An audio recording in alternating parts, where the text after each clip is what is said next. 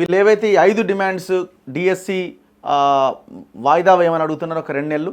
అది వాళ్ళ విద్యాశాఖ ఆఫీసు ముట్టడి కార్యక్రమం కూడా ఉన్నట్టున్నది డిఎస్సి యాస్పిరెంట్స్ అంతా. అండ్ గ్రూప్ 2 వాయిదా వేయాలి, గ్రూప్ 3 వాయిదా వేయాలి. దాంతోపాటు ఈ గ్రూప్ 2 గ్రూప్ 3 పోస్టులు యాడ్ చేయాలన్నది. డిఎస్సి కూడా 11,000 పోస్టులు కాదు 25,000 పోస్టులు యాడ్ చేయాలన్నది. ఈ 1:100 గ్రూప్ 1 అన్నది ఈ ప్రధానమైన డిమాండ్స్. జీవో 46 ఇవన్నీ ఉండనే ఉన్నాయి. సో ఈ విషయంలో మాత్రం గవర్నమెంట్ వెనక్కి తగ్గలేదు. 1:50 పద్ధతిలోనే ప్రధాన పరీక్షకు దాదాపు 31,382 మందిని ఎంపిక చేసింది. గ్రూప్ 1 ప్రిలిమ్స్ ఫలితాల విడుదల. రాష్ట్రంలో 563 గ్రూప్ 1 సర్వీసుల పోస్టులకు నిర్వహించిన ప్రిలిమినరీ పరీక్షా ఫలితాలను టీజీపీఎస్సీ ప్రకటించింది.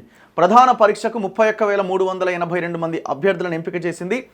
ప్రిలిమినరీ పరీక్ష తుది కీని అభ్యర్థుల వ్యక్తిగత లాగిన్లో పొందుపరిచినట్లు టీజీపీఎస్సీ వెల్లడించింది. ప్రధాన పరీక్షలు అక్టోబర్ 21వ తేదీ నుంచి 27 వరకు జరుగుతాయని, హాల్ టికెట్లు పరీక్ష తేదీకి వారం రోజుల ముందు వెబ్సైట్లో పొందుపరుస్తామని చెప్పారు.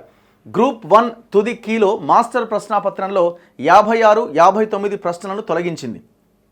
అలాగే 115వ ప్రశ్నకు ప్రాథమిక కీలో సమాధానం 2గా ఉంటే తుది కీలో 1గా మార్చింది. గ్రూప్ 1 పోస్టులకు ఈ ఏడాది ఫిబ్రవరిలో టీజీపీఎస్సీ ప్రకటన జారీ చేసింది.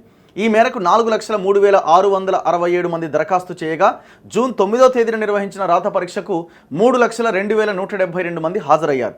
గ్రూప్ 1 ప్రిలిమినరీ పరీక్ష ప్రాథమిక కీని జూన్ 12వ తేదీన ప్రకటించిన కమిషన్ జూన్ 13వ తేదీ నుంచి 17వ తేదీ వరకు అభ్యంతరాలు స్వీకరించింది. జూన్ 24వ తేదీన అభ్యర్థుల ఓఎంఆర్ పత్రాల ఇమేజింగ్ కాపీలను వెబ్సైట్లో పొందుపరిచింది.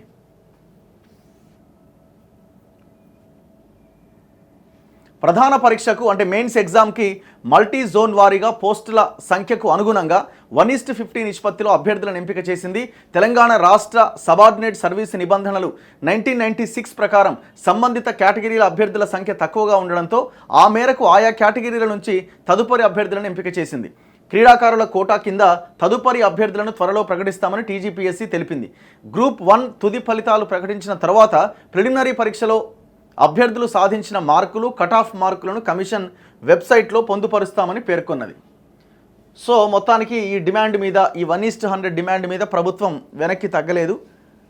కుదరదని 1:50 పద్ధతిలోనే వాళ్ళు అభ్యర్థులను ఎంపిక చేయడం జరిగింది. అక్టోబర్ 21 నుంచి 27 వరకు మెయిన్స్ ఎగ్జామ్ ఉండబోతున్నది.